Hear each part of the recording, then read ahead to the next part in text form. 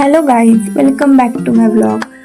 तर आज मी खूप दिवसांनी व्लॉग घेऊन आले आणि ॲक्च्युअल सांगायचं म्हणजे हा व्लॉग राधिकाच्या बड्डेचा आहे.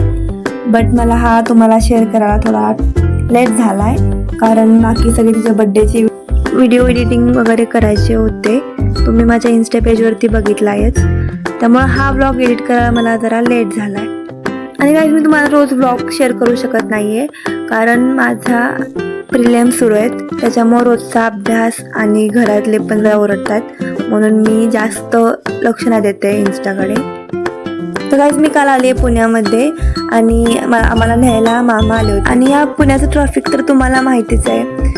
ऑलरेडी मी खूप दमलेले, हे ट्रॅफिक तर काय नव्हेच, मी तर ह्या ट्रॅफिकनं खूप वैतागले. तर फायनली ह्या ट्रॅफिकमधनं घरी पोचलो आणि मी खूप दमलेले, त्यात मला भूक पण लागलेली. मी पहिला झाले फ्रेश आणि आम्ही सगळ्यांनी मस्त जेवण वगैरे केलं.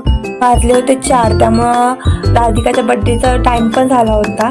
मग आम्ही सगळे खाली हॉलमध्ये गेलो आणि लागलो डेकोरेशनच्या तयारीसाठी.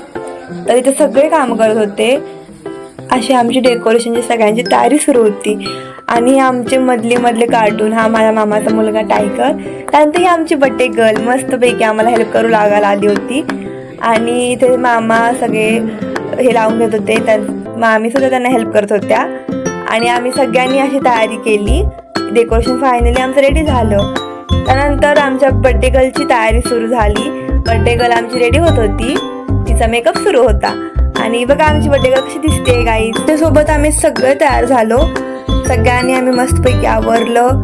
त्यानंतर आम्ही सगळे खाली गेलो, त्यानंतर राधिकाचा बड्डे हॉलमध्ये होता, तुम्हाला मी मगाशीच म्हटलं.